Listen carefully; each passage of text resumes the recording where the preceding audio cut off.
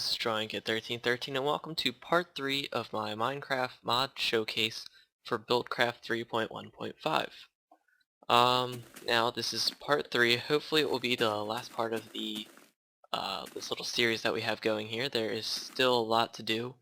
Last episode, or not last episode, but last part I showed you guys stuff like the quarry, the mining well, and the refinery, and just more of the simple machines. However, even though, those were pretty advanced, there's still some more advanced stuff. So, without further ado, let's go ahead and get started and look at some of the more advanced things that Buildcraft has to offer. Alright, so since these machines that I'm going to show you are so advanced, most, if not all, will require power. So for the purpose of this, I set up a little tank with some oil, and by oil I mean fuel, and then underneath here I have a little cooling system for my engines, pumping water into them. That way they don't explode while I'm in the middle of something. So the first thing that I'm going to show you is called the filler. Now the filler, if we go ahead and look at the recipe like so, it has a chest, a crafting table, 2 gold gears, which I showed you how to craft those last episode, dandelion yellow dye, some ink sacs, and a landmark. A landmark I believe I showed you how to craft when I went over the quarry, and it's crafted just with a redstone torch and lapis lazuli. So when you go ahead and place this down, you can go ahead and connect it to some power. There we go. And right now you'll notice that this little thing right here is red. That is because it has nothing to do. Red means it has nothing to do. In the interface here, you can see that it has a little inventory for filling resources, and then right here looks like a crafting table. It's kind of like a crafting table, but not really. Here is, I don't need double brick slabs, I want bricks. And there we go. Alright, so here is where you use bricks and glass to tell the filler what it has to do. You can see that there are a few different combinations, and you can go ahead and look these up on the wiki. I believe this is the outline design, something like that. So that's the outline. It'll pretty much just outline the whole thing, top, bottom, and then the walls. And then if you put one in the middle, you get the filler design where it just fills everything inside where you tell it to. And then you can use glass, and that can tell it to clear everything. And there are a few other things like a pyramid, stairs, all those sorts of things, but you can go ahead and look those up on your own. For now, I'm going to get rid of this, and we're going to use some landmarks to map out where we want this thing to fill. So we want it to go right there. We could use a redstone torch to help us out here, don't forget that. And let's just have it fill up kind of a small area. Alright, and so right here what it would do is it would just kind of fill in 1 block high. Well, if we wanted to go a little bit higher, what we would do is we'd use some dirt and just kind of build up right here. And then we can put our landmark right there, so it's still connected to this landmark right here. Now if we're using the kind of the outline design, and I apologize for not knowing exactly what those are called, but what it'll do is it'll also fill in the floor. So this will actually be 1 block higher for the floor. So if you wanted this to be even, what you would have to do is you would have to fill it in like so. There you go. And then finally over here, there we go. Now when we go ahead and put our filler connected to all of these,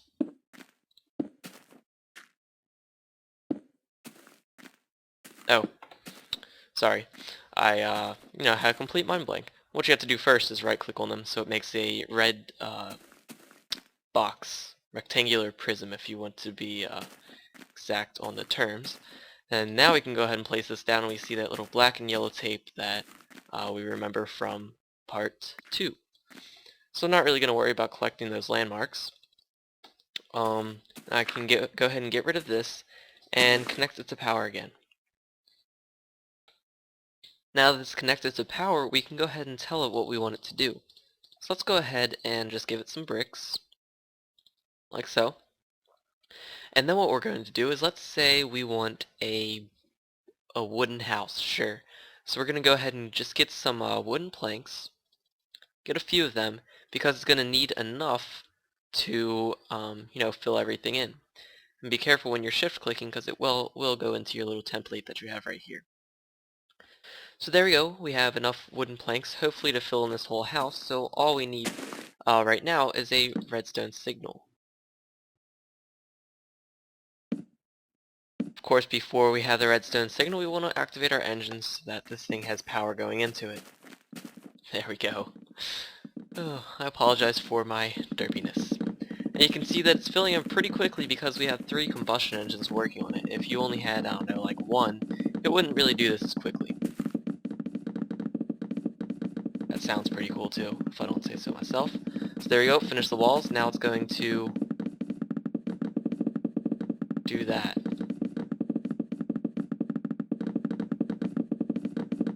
That's interesting.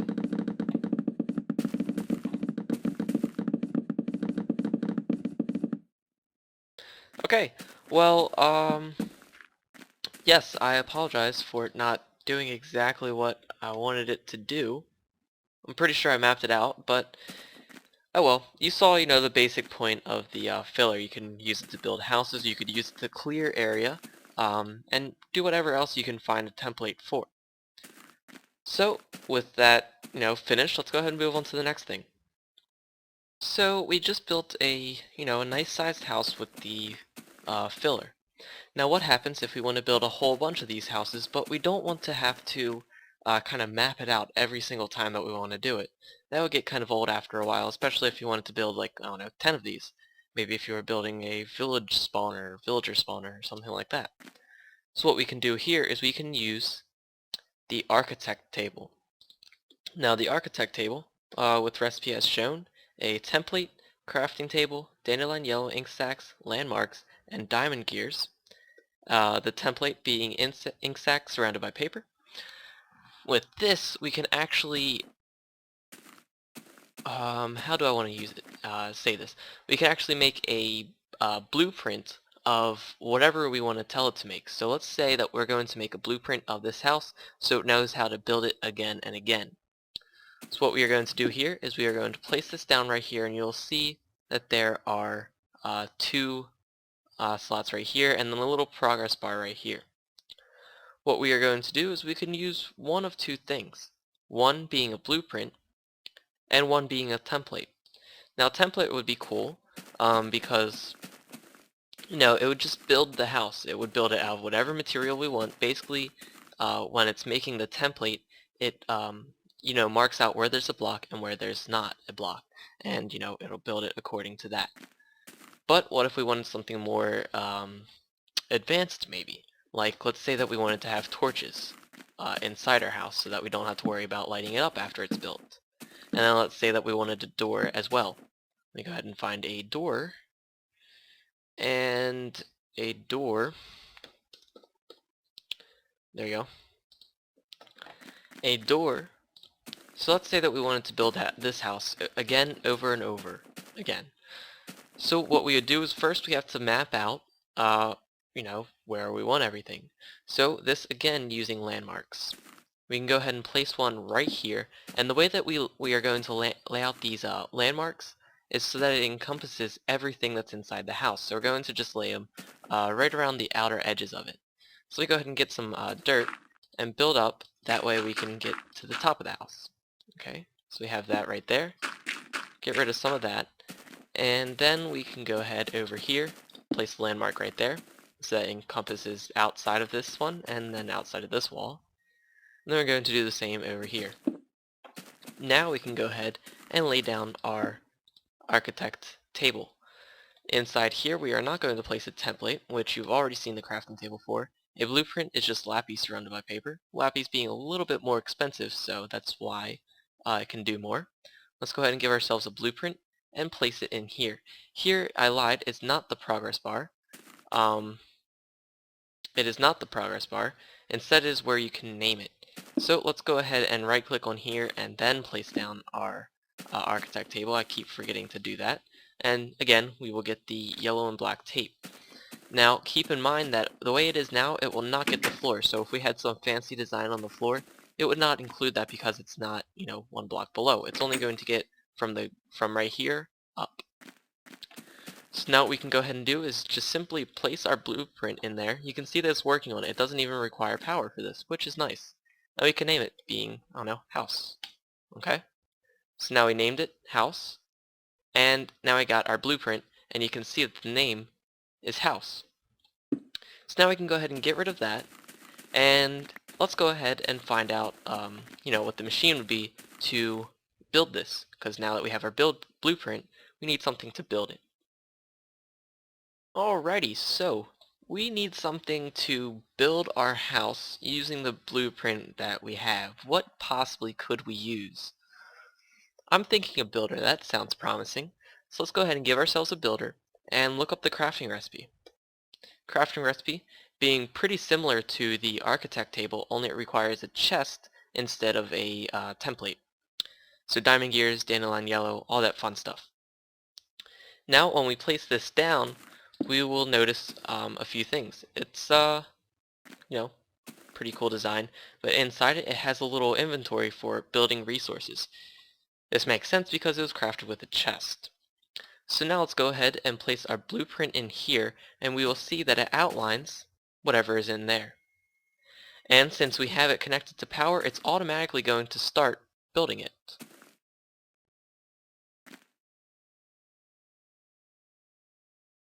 However, I don't know what it's using to build it because I haven't given it any resources. Alright, sorry about that. It seems as though not enough items does not uh, agree with the newest version of Forge.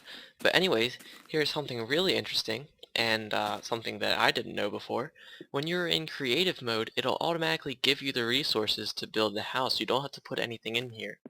However, after switching myself over to survival mode, it's now doing nothing because it doesn't have the resources it needs.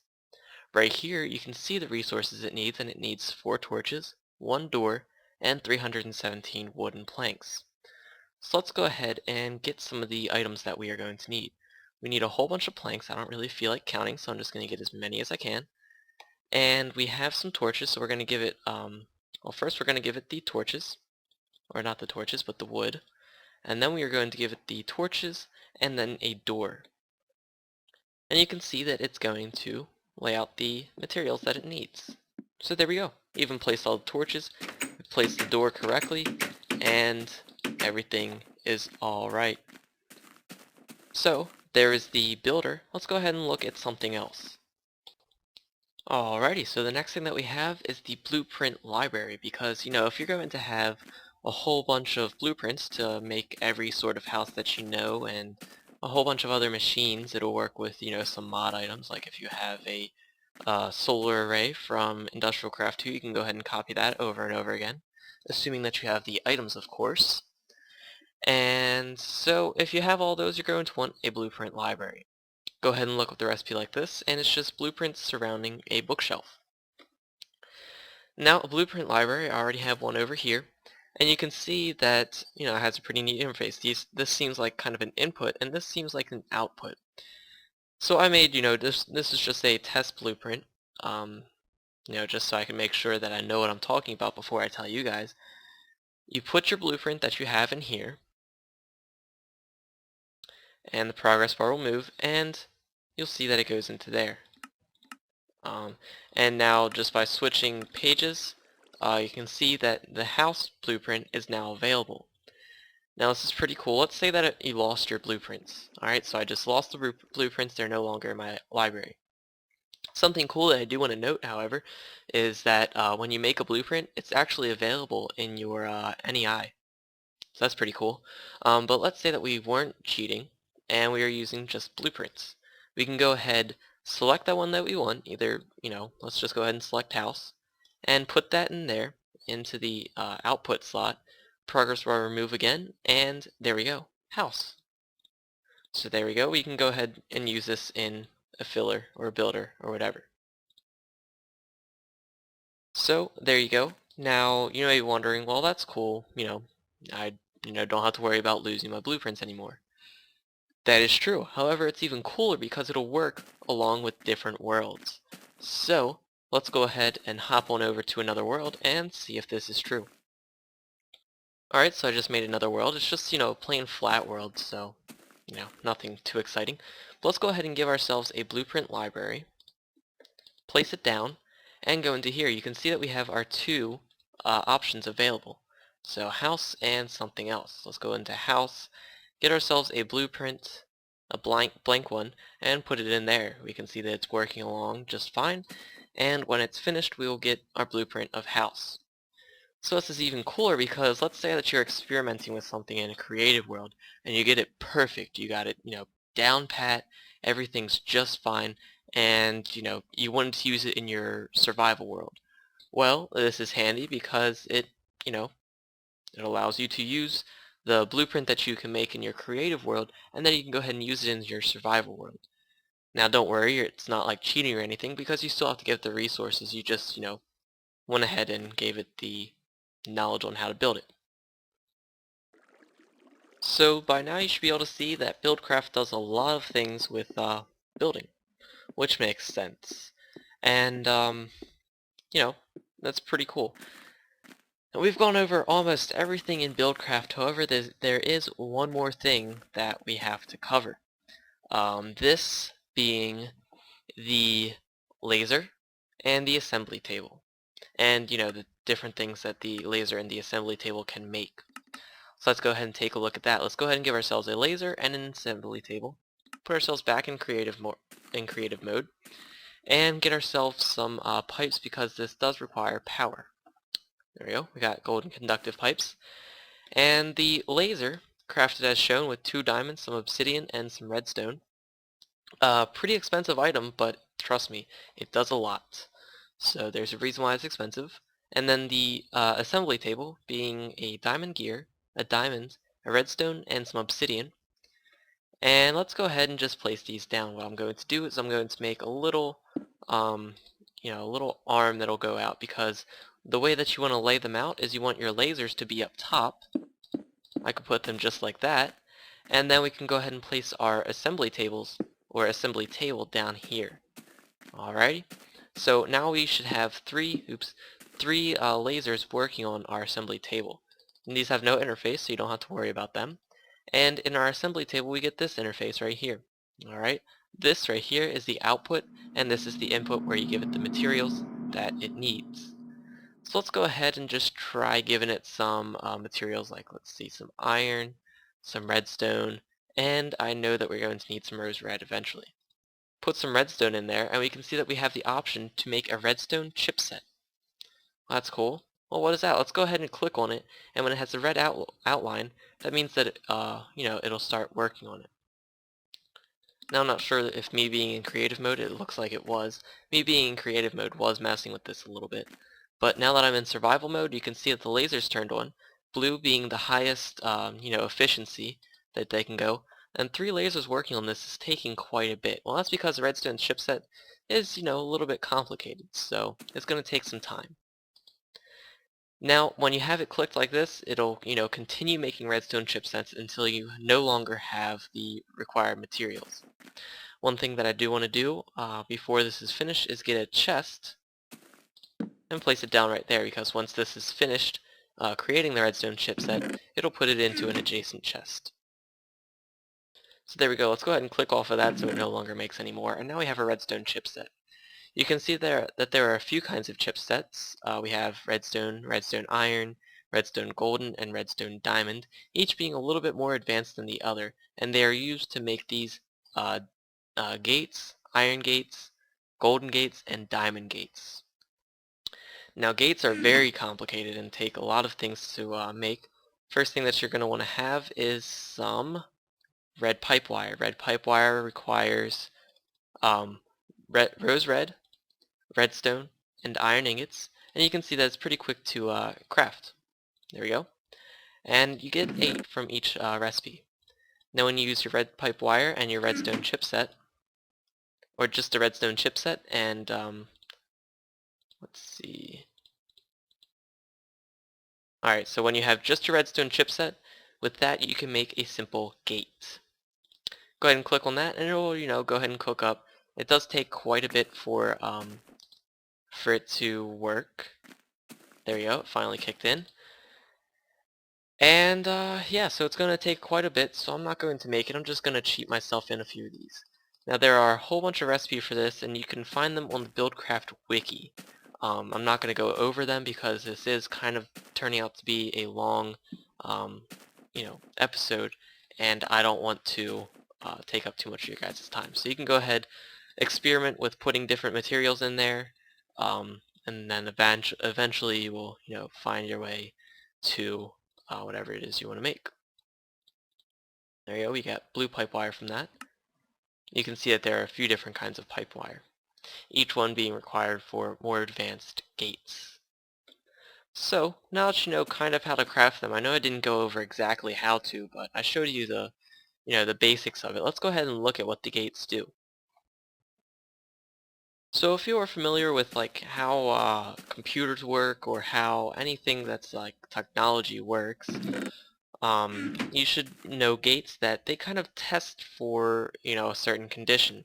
And that's exactly what these do. You can go ahead and place it on a pipe, place it on any pipe, see, and I think since I'm in creative mode I didn't get the pipe back, that's why. Now if you go ahead and right click on these, you can see that the basic gate, this one right here, that was crafted with just an redstone chipset, which is again why this is so simple. You can go ahead and just click on it and you'll go through and find different conditions that the gate will meet. So let's say pipe empty. This red line here means that that condition is met. If it's not red, that means that it's not met. So, obviously there are no items traveling through here, so yeah. So let's go ahead into pipe empty. And right here we can see what the output is. Right now we only have a redstone signal. So if we go ahead and have some redstone, wherever it may be, there we go, redstone, we can see that it is emitting a redstone signal.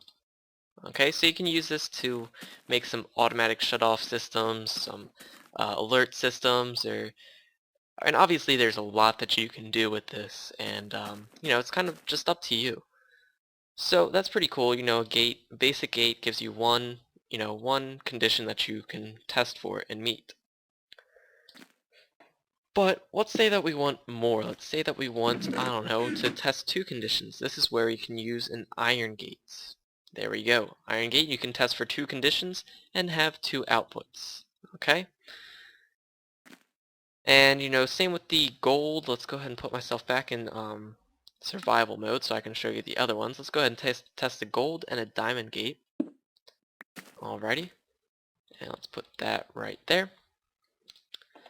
And a gold gate will have four conditions, but notice how there's another option right here.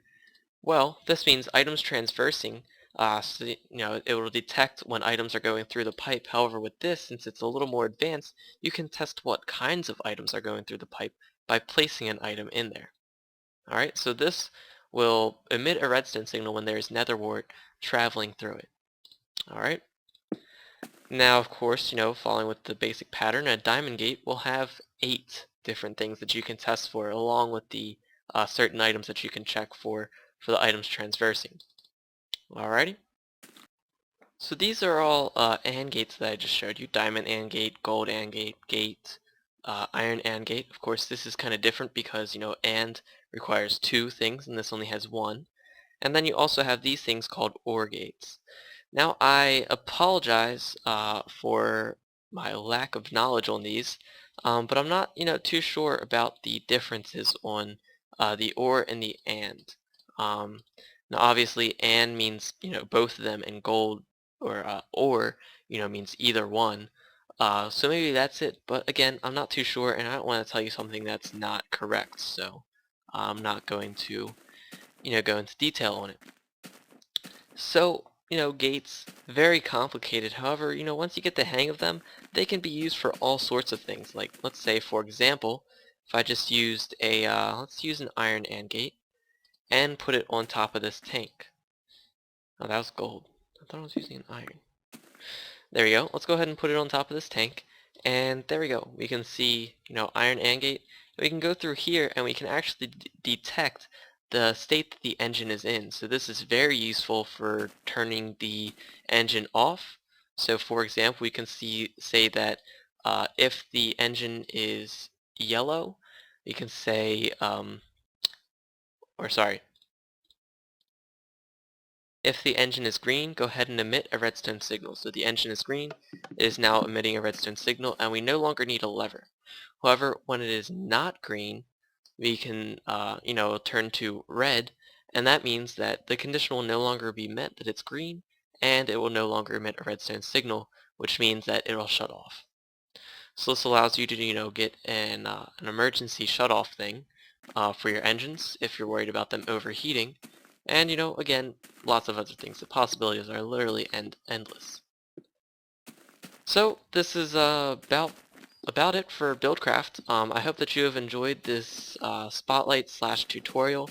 I hope I have covered everything that you were hoping that I would cover. If I did miss something, go ahead and leave it in the comments, and if it's a major thing that I missed, I will be sure to possibly even make another video explaining whatever it is that I missed. So again, Buildcraft 3.1.5 Spotlight, this was the final part with the more advanced machines. If you missed either part 1 or part 2, please feel free to refer to the descriptions, and that's where you can find the links to the other videos. This has been DrawingKid1313, and I hope you enjoyed. If you have, go ahead and leave a like or comment to tell me that you have enjoyed it, and I'll see you all next time. Bye.